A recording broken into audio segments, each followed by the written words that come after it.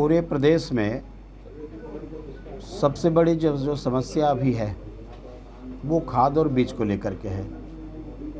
लगातार किसान इस बात को उठा रहे हैं, लगातार इस बात को हम लोग उठा रहे हैं कि बोनी का समय समाप्त हो रहा है, रोपाई का समय आ गया है और अभी भी सोसाइटी में खाद की उपलब्धता नहीं है। अलग अलग जगह किसान प्रदर्शन कर रहे हैं। कल धमतरी में बड़ा प्रदर्शन हुआ है, कलेक्ट्रेट को घेराव कर लेकर के। राजनांदगांव में जो प्रकार प्रदर्शन हुआ है और पूरे प्रदेश में कमोबेश में यही स्थिति है।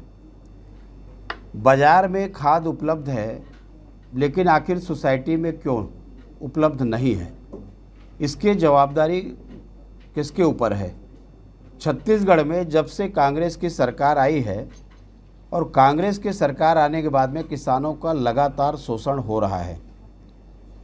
इस बात को लेकर के पूरे किसानों में छत्तीसगढ़ में आक्रोश है। राज्य सरकार केवल केंद्र के ऊपर आरोप लगाना और अपने अक्षमता को छिपाने के लिए उनके ऊपर डालना। 15 साल में जब खाद की कमी छत्तीसगढ़ में नहीं हुई तो आखिर आज क्यों? और वो भी बाज़ार में उपलब्धता केवल सोसाइटी में नहीं। निश्चित रूप से जिस प्रकार से खाद को लेकर के यहाँ पर सरकार के द्वारा नियंत्रण करना नहीं और बल्कि प्रोत्साहित करना कालाबाजारी को, इसी का ही परिणाम है कालाबाजारी का कि आज किसानों का शोषण हो रहा है। राष्ट्रीय कार्य समिति की बैठक 2 और 3 तारीख को आयोजित की गई है और जो राष्ट्रीय कार्य समिति के सदस्य पदाधिकारी हैं सभी देश भर के उसमें आमंत्रित हैं। उसमें छत्तीसगढ़ से हम लोग भी जाएंगे और उसके पहले विधानसभा की एक बैठक अलग अलग दी गई है। मुझे एक विधानसभा की बैठक की जवाबदारी दी गई है।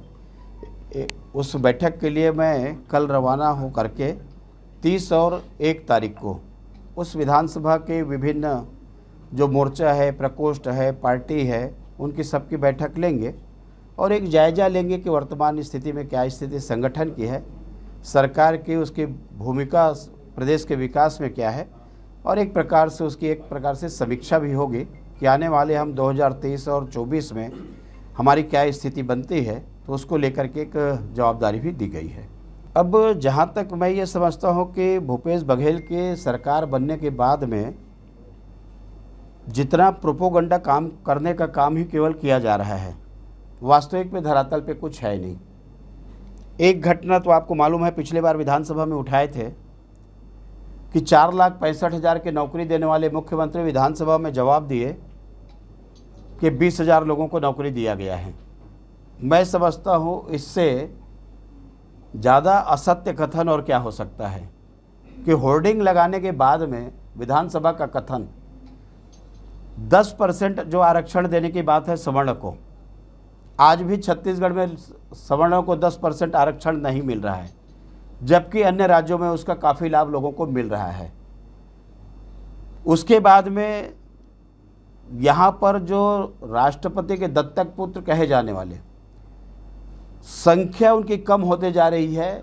ऐसा ना हो कि विलुप्त हो जाए, लेकिन जिस प्रकार से अभी लगातार घटनाएं हुई, उनके मृत्यु हुई, लगातार जो वो आज सुरक्षित नहीं हैं, कुपोषण के शिकार हो रहे हैं। और ऐसे समय में अब मुख्यमंत्री का ये कहना कि जब कहने के ऊपर में इनके इसलिए मत जाइए कि विधानसभा का इनका जो कमिटमेंट है वो कमिटमेंट को जब पूरे करने की स्थिति में नहीं है तो बाहर में यदि कुछ बात बोले तो जब क्रियान्वयन हो जाएगा तब ये बात को मानेंगे, नहीं तो बहुत सारी ऐसी बातें उनके हैं जो धरातल पे नहीं है, केवल होर्डिंग पे दिखाई दे रहा है। सीबीआई के डर के मारे इसको पहले ही मुख्यमंत्री बैन लगा दिए छत्तीसगढ़ में। दूसरी बात ईडी की बात है, बाकी की बात है तो किसी को डराने धमकाने की ज़रूरत के लिए ना भाजपा के द्वारा उसका गठन किया गया, ना भाजपा के द्वारा बनाई गई है। ईडी पहले भी काम कर रही थी, सीबीआई पहले भी काम कर रही थी।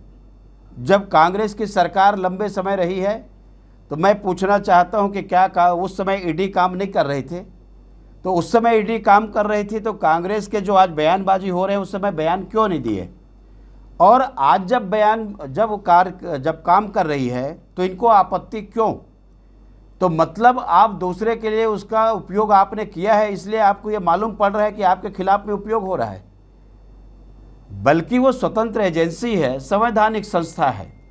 ऐसे संस्था को बदनाम करने की कांग्रेस की आदत है कि उनको कैसे बदनाम किया जाए और बदनाम करके उनके ऊपर आरोप लगाया जाए। ये इसी प्रकार के कांग्रेस का काम है, आरोप लगाने का। जबकि मैं ये कहता हूँ कि पहले भी ईडी और सीबीआई काम कर रही थी और आज भी काम कर रही है, इसलिए उस बात को लेकर के इतने आपत्ति दर्ज कराने की आवश्यकता नहीं है। देखिए, जिस प्रकार से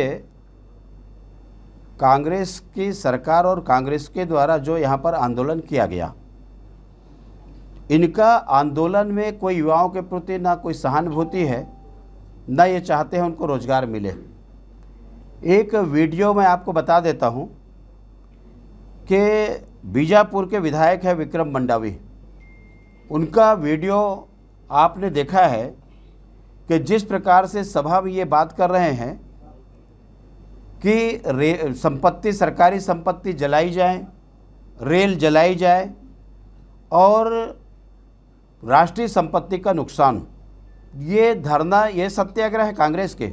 मैं मुख्यमंत्री से पूछना चाहता हूँ कि आपने यही उनको 3 दिन का प्रशिक्षण दिया जब उनके कार्यालय में प्रशिक्षण हुआ तो, कि राष्ट्रीय संपत्ति का आप नुकसान करें और उसके बाद में लोगों, युवाओं में भ्रम फैलाएं, लोगों को आग जलाने के लिए प्रेरणा दें। ये कांग्रेस की सत्याग्रह है, खुल करके उजागर हुई है। और इसलिए जितने भी नुकसान हुए हैं देश में, मैं समझता हूँ कांग्रेस से उसको वसूल करने की आवश्यकता है, क्योंकि इनकी ही जवाबदारी है भड़काने की, और भड़काने के कारण में ये जो नुकसान हुए हैं ये कांग्रेस से वसूल की जानी चाहिए। और जिस प्रकार से विधायक का बयान आया है तो एक राष्ट्रीय पार्टी का चरित्र नहीं है, इसलिए उनके मान्यता को भी निरस्त करनी चाहिए, ये मैं मांग करता हूँ। अब ईडी और सीबीआई का तो मैंने जवाब दे दिया है। मैं तो मुख्यमंत्री जी से केवल ये पूछना चाहता हूँ, वो जवाब देंगे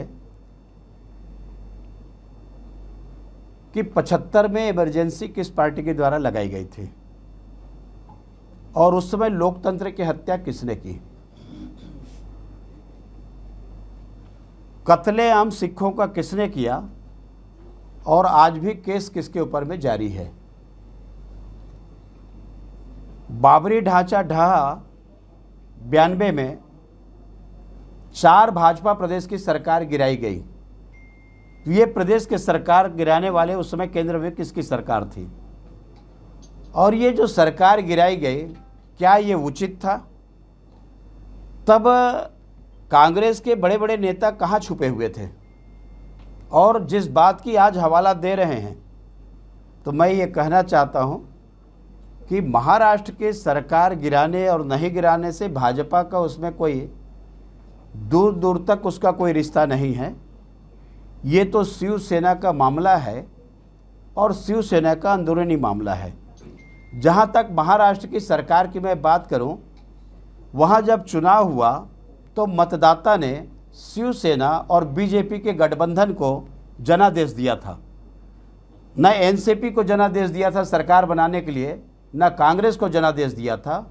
ये जनादेश बीजेपी का था, लेकिन बीजेपी की सरकार न बने इसके लिए इन्होंने हथकंडा अपनाया था। उस समय इनको विचार करना था कि जनता का जनादेश क्या है और सरकार किसकी बननी चाहिए।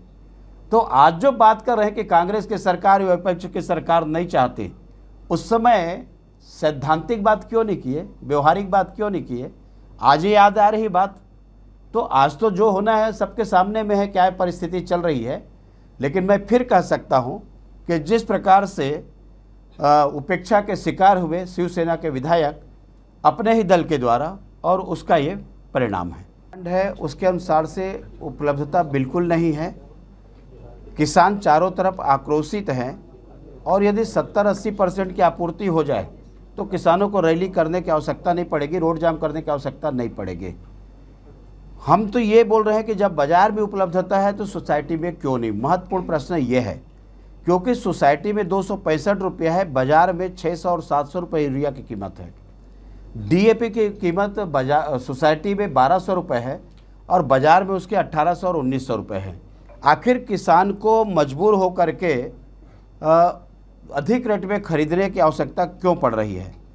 और ये जो कालाबाजारी हो रही है, मुनाफाखोरी हो रही है, अभी तक के कितने दुकानों के ऊपर छापा पड़ी है, उसको नियंत्रित करने के लिए सरकार के द्वारा क्या कार्रवाई की गई है, ये छत्तीसगढ़ के किसान भी जानना चाह रहे हैं और हम लोग भी जानना चाह रहे हैं। 2-3 बारिश होने के बाद में बारिश लगभग बंद हो गई है और इससे किसानों में एक जो समस्या भी उत्पन्न हुई है और उस समस्या के कारण में किसान ठीक से काम नहीं कर पा रहे हैं।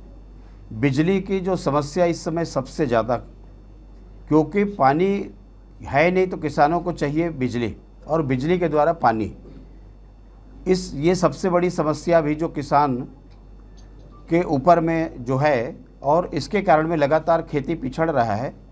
किसानों को रोपाई करने में दिक्कत आ रही है, ट्रांसफार्मर समय पे बदले नहीं जा रहे हैं और लो वोल्टेज की समस्या। तो ये जो किसानों को दोहरी मार अभी पड़ रही है और इससे सरकार को चाहिए कि उससे बिजली की समस्या से किसानों को निजात मिले और जिसके माध्यम से किसानों की समस्या का समाधान हो सके।